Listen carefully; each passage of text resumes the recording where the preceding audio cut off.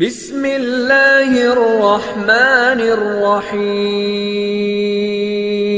السلام علیکم ورحمۃ اللہ وبرکاتہ۔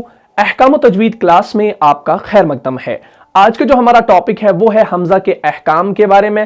آج کی کلاس میں ہم جانیں گے کہ حمزہ کے احکام کون سے ہیں اور قرآن مجید کے اندر ان کو پڑھنے کا طریقہ کیسا ہے، اسی بارے میں ہم انشاءاللہ آج بات کرنے والے ہیں۔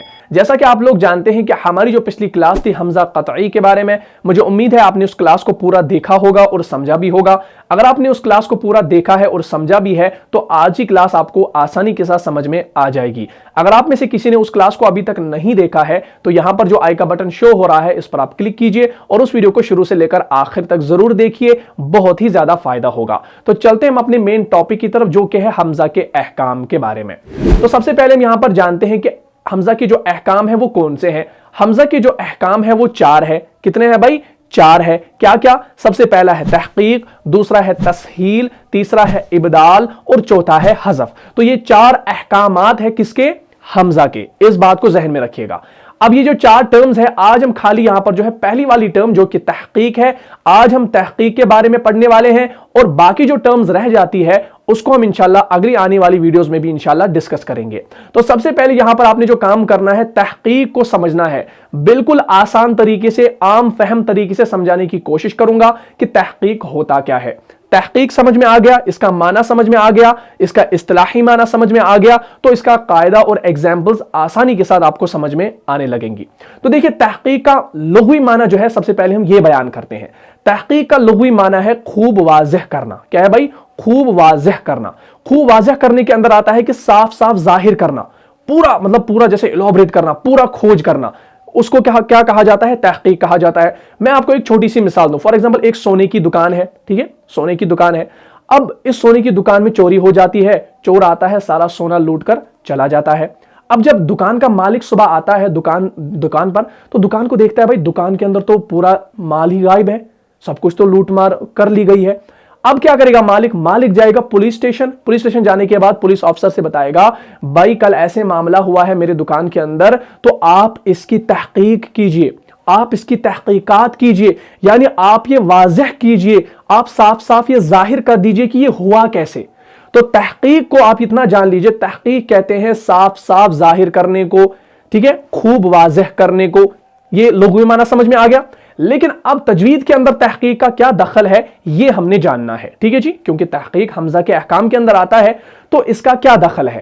اصطلاحی معنی جو اس کا ہے وہ یہ ہے کہ حمزہ کو اس کے مخرج کے ساتھ اور اس کی تمام صفات کے ساتھ ادا کرنا، اسی کو تحقیق کہا جاتا ہے۔ یہ اس کا اصطلاحی معنی ہے تجوید کے اندر، یعنی حمزہ کو اس کے مخرج کے ساتھ اور اس کی تمام صفات کے ساتھ ادا کرنا۔ اب حمزہ کا مخرج کون سا ہے بھائی؟ حمزہ کا جو مخرج ہے وہ حلق سے نکلتا ہے۔ حلق سے نکلنے والا حرف ہے نا حمزہ، جیسے ہم پڑھ رہے ہیں حمزہ زبر ا اے او، تو حلق سے نکلنے والا ہے، یہ اس کا مخرج ہوا۔ اور تمام صفات کے ساتھ، صفات کیا ہے اس کے اندر؟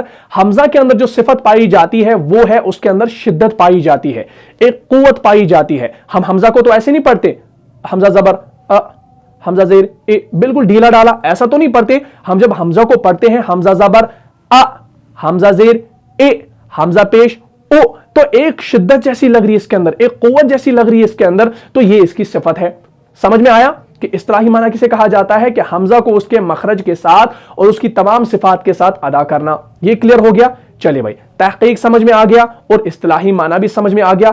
اب ہم مین قاعدے کی بات کرتے ہیں۔ قاعدہ بالکل آسان ہے، بالکل عام فہم ہے، اس کو ذہن میں رکھ لیجئے۔ قاعدہ کیا ہے کہ جب 2 حمزہ قطعی، اسکرین پر دیکھیے حمزہ قطعی آپ نے پچھلے کلاس میں پڑھا ہے کہ کسے کہتے ہیں۔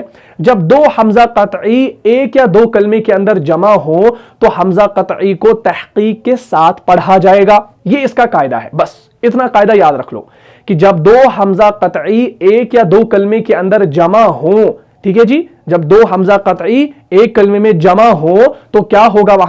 وہاں پر اس حمزہ قطعی کو تحقیق کے ساتھ پڑھا جائے گا۔ کیا پڑھا جائے گا؟ تحقیق کے ساتھ۔ اب تحقیق کسے کہا جاتا ہے؟ خوب واضح کر کے پڑھنا، صاف صاف پڑھنا، ظاہر کر کے پڑھنا، تمام صفات کے ساتھ پڑھنا، اصلی مخرج کے ساتھ پڑھنا، یہ سارا اس کے اندر آ جاتا ہے، ٹھیک ہے جی۔ تو اب دیکھیں हमजा कतई जो होता है ना, वो कैसे आप पहचानोगे? हमजा कतई जो होगा वो हर हाल में जबर जेर पे सुकून के साथ ही होगा। हमजा कतई जो होता है वो खाली नहीं होता, यानी उसके ऊपर जबर जेर पेश होती है और वो हर हाल में पढ़ा जाता है, चाहे आप वक्फ करो, चाहे आप वसल करो, चाहे आप शुरुआत उससे करो, बिल्कुल हर हमेशा जो है हमजा कतई पढ़ा जाता है, वो छोड़ा नहीं जाता। अगर हमजा कतई जो जिसके ऊपर जबर जेर होती है, अगर कोई ऐसा अलिफ होगा, ऐसा हमजा होगा जिसके ऊपर कुछ ना हो, तो हो सकता है वो हमजतुल वसल होगा, हो सकता है वो जायद अलिफ होगा। लेकिन जब भी आप किसी अलिफ या हमजा के ऊपर जबर जेर पेश या कोई हरकत देखो, तो आप ये मान लीजिए कि ये जो यहां पर ये अलिफ है, यानी ये जो यहां पर ये हमजा है, ये हमजा कतई है और ये हर हाल में पढ़ा जाता है। अब आप एक वर्ड है यहां पर, इस पर आप गौर कीजिए। जैसे यहां पर है अस्लम तुम, जैसा कि आप स्क्रीन पर देख रहे हैं, अस्लम तुम जो है ना, ये एक कलमा है, ठीक है जी। अब स्टार्ट किससे हो रहा है? इसके अंदर कितने स्टार्टिंग में कितने हमजा आए? 2 हमजा आए। कौन से हमजा आए? हमजा कतई आए। कैसे मालूम होगा कि हमजा कतई है? क्योंकि इन दोनों हमजा के ऊपर जबर है, तो मालूम हुआ कि ये दोनों हमजा कतई है। अब हमने अभी तहकीक के अंदर क्या जाना कि जब 2 हमजा कतई एक या 2 कलमे के अंदर जमा हो, तो उस हमजा को यानी उन ये जो हमजा कतई है उसको तहकीक के साथ पढ़ा जाता है। तो देखिए, जब हम इसको पढ़ेंगे, हम पढ़ेंगे अस्लम तुम, अस्लम तुम, तो हमने क्या किया? जैसे हमने पहले हमजा की आवाज निकाली, उसी तरीके से बाद वाले की भी निकालनी है, यानी दोनों हमजा कतई को हमने यहां पर तहकीक के साथ पढ़ना है, खूब वाज़ेह करके पढ़ना है, खूब जाहिर करके पढ़ना है। ये ऐसा नहीं है कि हम पहले वाले हमजा की आवाज को अच्छे से निकालेंगे, बाद वाले को हम धीमा कर देंगे, नहीं, दोनों को हमने तहकीक के साथ पढ़ना है। क्यों भाई? क्योंकि तहकीक के अंदर आता है जब 2 हमजा कतई एक या 2 कलमे के अंदर जमा हो, तो उन दोनों कतई जो हमजा होंगे उनको तहकीक के साथ पढ़ा जाएगा। तो अब कुरान मजीद के अंदर कोई भी ऐसे लफ्ज आए, ऐसे अल्फाज आए जो स्टार्ट हो रहे हैं किससे, या बीच में भी कहीं आ सकते हैं ये, तो उनके अंदर 2 हमजा कतई जमा होंगे, एक तो ये आइन टाइप वाला और ये अलिफ वाला। लेकिन हमजा कतई कैसे मालूम होगा? जब इसके ऊपर जबर होगी। तो जब आप इसको पढ़ोगे तो हम पढ़ेंगे अस्लम तुम,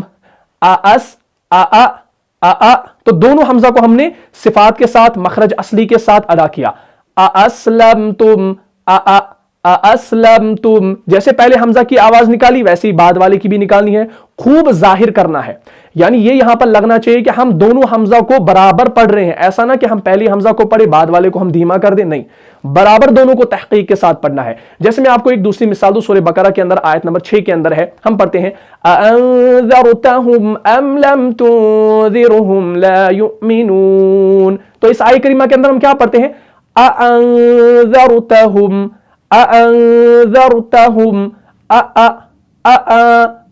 तो हम यहां पर 2 हमजा कतई आ गए ना इस कलमे के अंदर। तो अब कायदे को याद कीजिए, तहकीक का कायदा क्या है कि जब 2 हमजा कतई किसी कलमे के अंदर आए तो उसको तहकीक के साथ पढ़ा जाता है। तो दोनों हमजा को हमने यहां पर पढ़ना है। जैसे अअंज़रतहुम, दोनों को पढ़ना है, ठीक है जी। जैसे एक दूसरी मिसाल ले ले हम सूरह इमरान के अंदर आयत नंबर 81 के अंदर, जैसे हम पढ़ते हैं क़ाला अअक़ररतुम, तो अअक़ररतुम ये जो कलमा है इसके अंदर भी क्या है भाई? 2 हमजा कतई मिल रहे हैं, जमा हो रहे हैं, तो दोनों हमजा कतई को तहकीक के साथ पढ़ा जाएगा।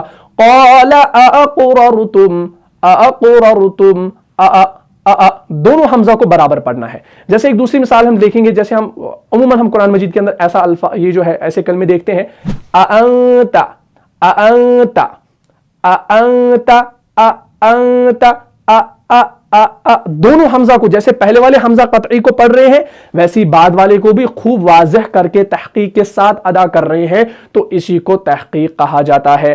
तो मुझे उम्मीद है समझ में आया होगा। बिल्कुल आसान है, तहकीक के लुग़वी माना को समझिए और तजवीद के अंदर इसके इस्तिलाही माना को समझिए और कायदे को जहन में रखिए। और कुरान मजीद के अंदर ऐसे कोई जो कलमात आते हैं उनके अंदर अगर स्टार्टिंग में जो है 2 हमजा कतई जमा हो रहे हैं तो उनको तहकीक के साथ पढ़ा जाएगा। तो इस बात को जहन में रखिए। तो मुझे उम्मीद है आपको ये क्लास अच्छे से समझ में आई होगी। अगर आपका कोई भी डाउट रह जाता है इस क्लास के अंदर तो आप हमें कमेंट सेक्शन में जरूर ये पूछें।